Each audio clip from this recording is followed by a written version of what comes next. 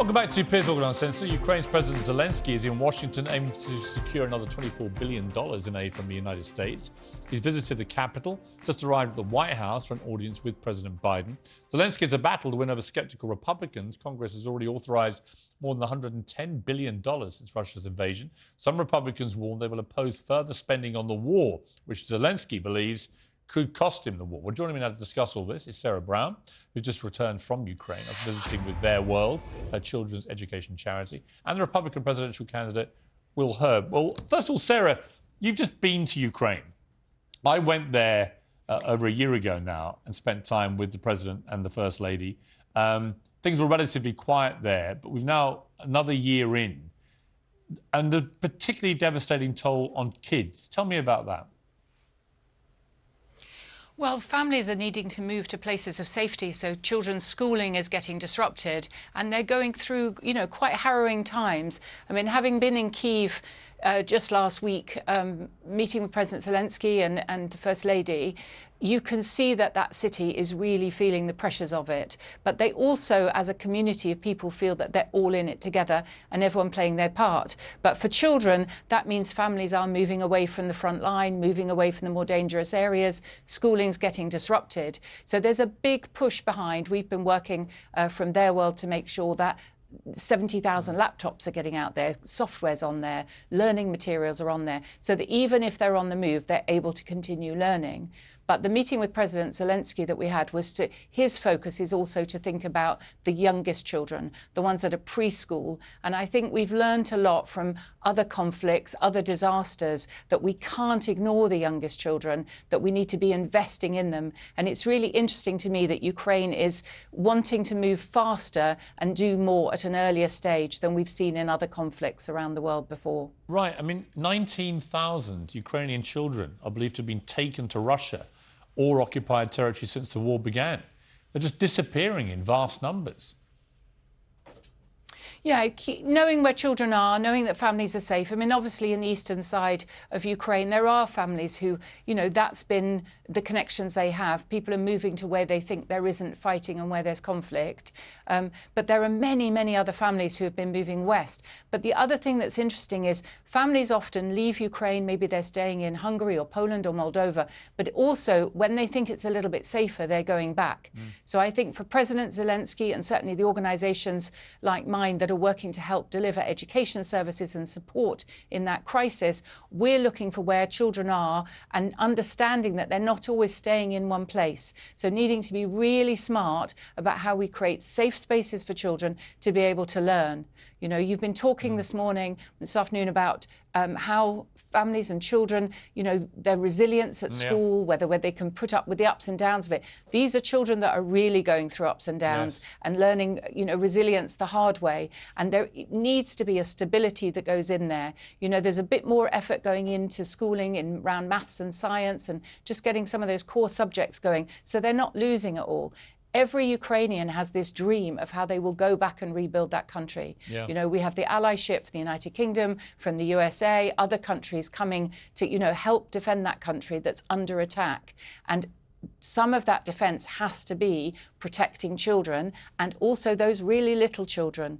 90% of the brain is developing in those first 3 years. Yeah. You want children who are growing in that environment to have that support, have childcare, look at what, their parents are doing during the day. Where are the children in a safe space and what are the learning programmes that are being delivered for them? Yeah, well, Theirworld does some fantastic work. So thank you, Sarah. I appreciate you joining the programme tonight. Turn to Will Hurd, thank you, Piers. Republican presidential candidate.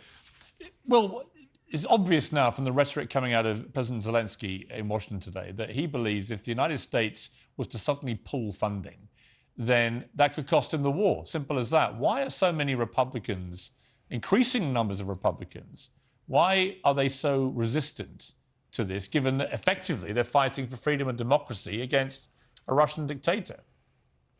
Well, it's unfortunate that there's too many people in my party that are more interested in pushing Russian propaganda than actually talking about how we defend the free world. I'm of the opinion that they have forgotten the fact that the United States and our allies have built an international order that benefits us. And when we don't defend that order, it hurts us. They've also failed to understand the difference between our friends and our enemies. Let me be very clear. Vladimir Putin is a war criminal. You and Mrs. Brown just talked about how the impact this is having on children, and we should be doing everything to stop him.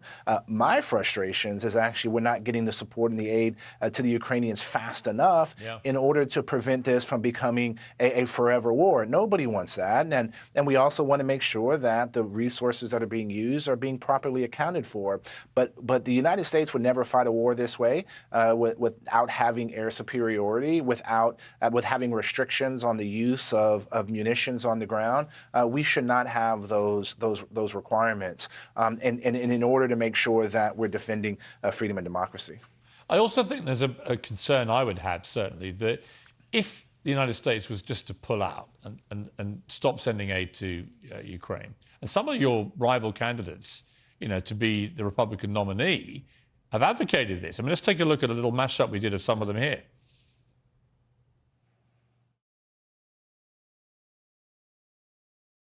Why are you against supporting Ukraine? Because it does not advance American interests. Well, they have effectively a blank check policy with no clear strategic objective identified.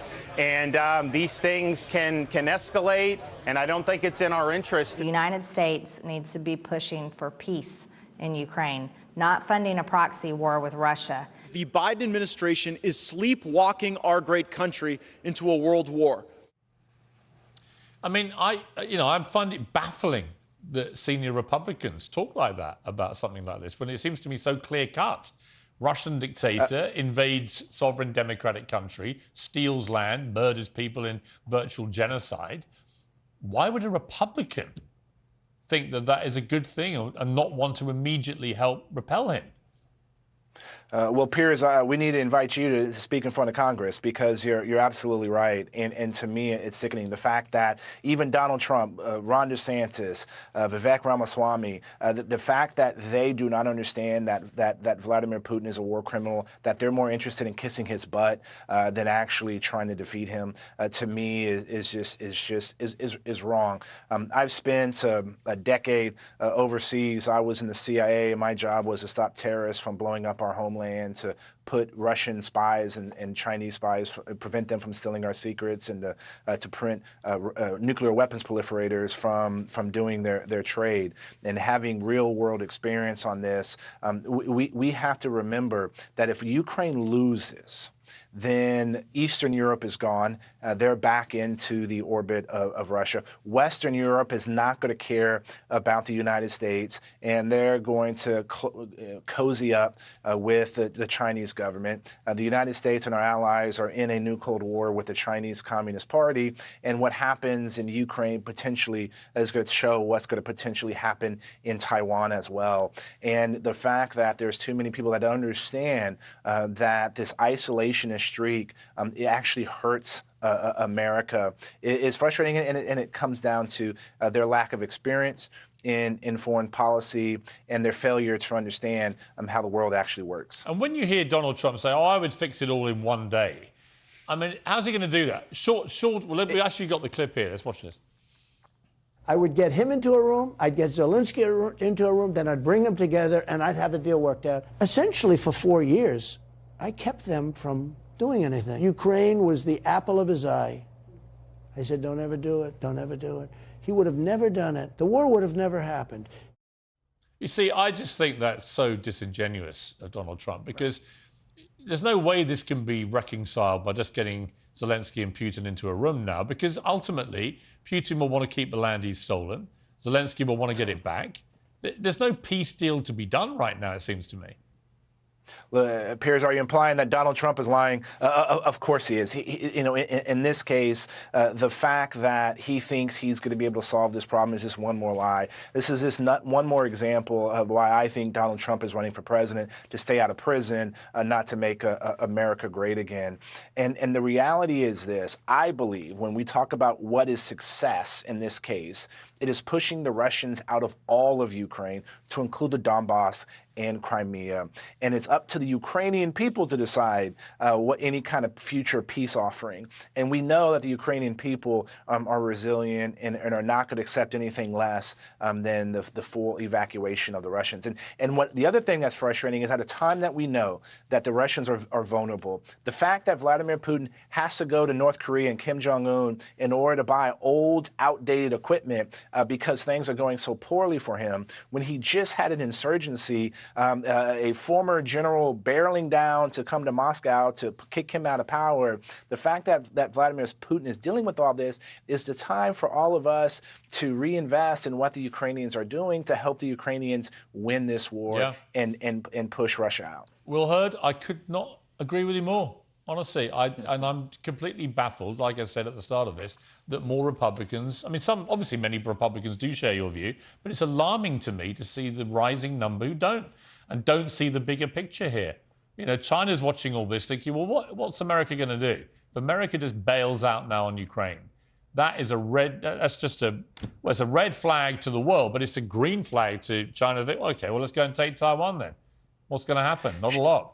We've run out of time, Will. That was a rhetorical statement to end it, but I do appreciate you joining me. Thank you very much. Of course.